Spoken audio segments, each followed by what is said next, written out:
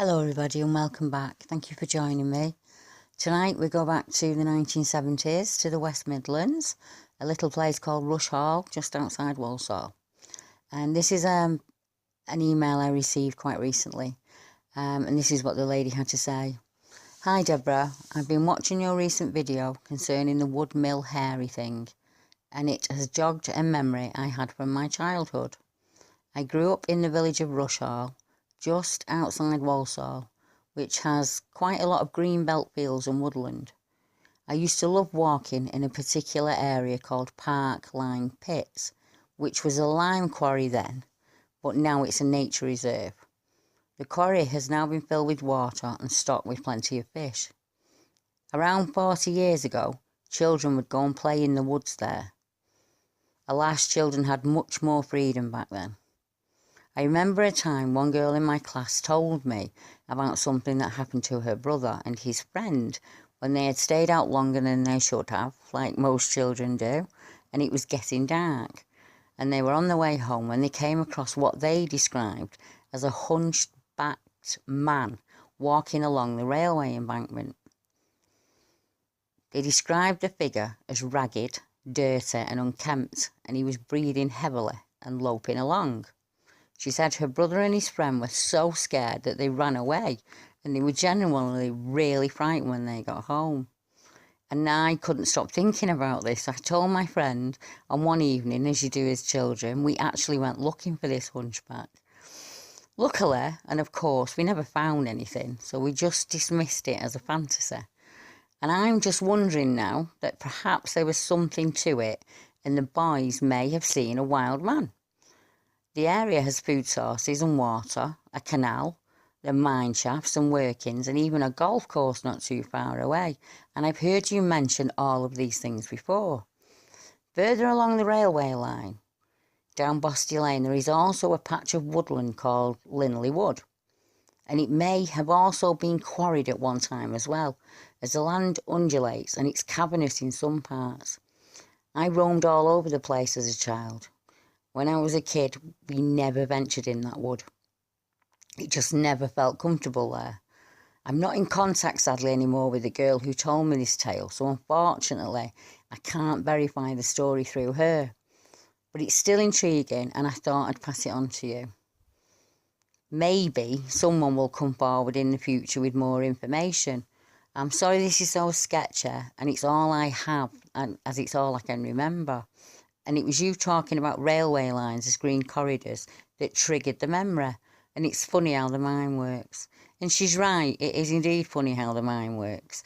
And I, for one, notice over and over again the same things popping up in areas of the accounts. So often quarries feature in many of them, usually accompanied by railway embankments and golf courses. And although we have no solid evidence as to why these things feature so heavily in the areas of the sightings and experiences, but my own theory, my own opinion, is without access to huge amounts of land to choose from, old quarries and golf courses at night provide human free ground. There's lots of wildlife and cover. Most of them have a small stream or brook or a water source along with them. And the railway embankments and small streams of rivers may offer not only food sources and cover, but the path of least resistance. And in the hours of darkness and dawn, there are also mini human-free highways, and they cross the whole of the UK.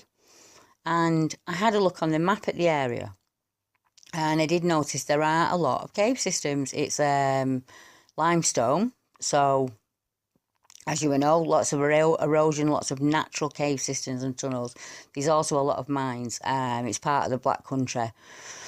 Lots of lime pits, lots of mines, old mine working. So it is ideal. It's surrounded by areas of natural beauty. It's surrounded by country parks and nature reserves. The area is ideal.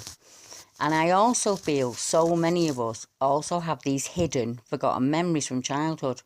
And I notice time and time again when I'm doing an article or a video, it always brings forward another person who saw or heard or experienced a similar thing in the same area, or a similar figure a similar feeling of being watched. And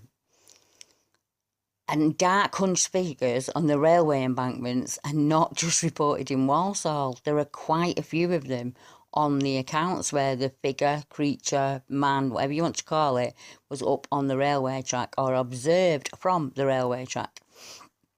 Usually described as, hunchbacked or hunched. That also comes up a lot. The accounts of them looking scruffy or ragged and breathing heavily come up a lot. Always. So it's the same thing over and over again, and I think that's why I brought this to you tonight. I didn't bring it because it does definitely, we can't say that this is a British Bigfoot, can we? 2 children out at night saw a hunched, dirty, unkempt figure on the railway line. But what we can say is most of the sightings include the railway line, an old quarry, a golf course of some kind, an old country park, nature reserves and things like that. So they're the areas you need to be looking at when you're choosing your research areas. So although we cannot add this to the Bigfoot accounts from the area, I do find it interesting that this sighting is only a short walk to the many Cannock Chase encounters to the north. And there are that many Cannock Chase encounters that I'm going to do a series on them because I couldn't do them all in one video. There are many. But with ample parkland and areas of natural beauty on the doorstep, this area is a good stopping place from any direction you may be travelling from or to in the UK, as it is completely central. So if you're out there and you're near the area, you're in the West Midlands and you're looking for a research area, pop along down there. Have a look at the map first and you'll be able to pick out the little green corridors that kind of skirt Walsall and their surrounding towns. Little bottlenecks, and they're probably ideal areas to be looking for sign. So until next time, and I bring you another report, I hope you all have a lovely week and I hope you're all very well and happy. So until next time, goodbye.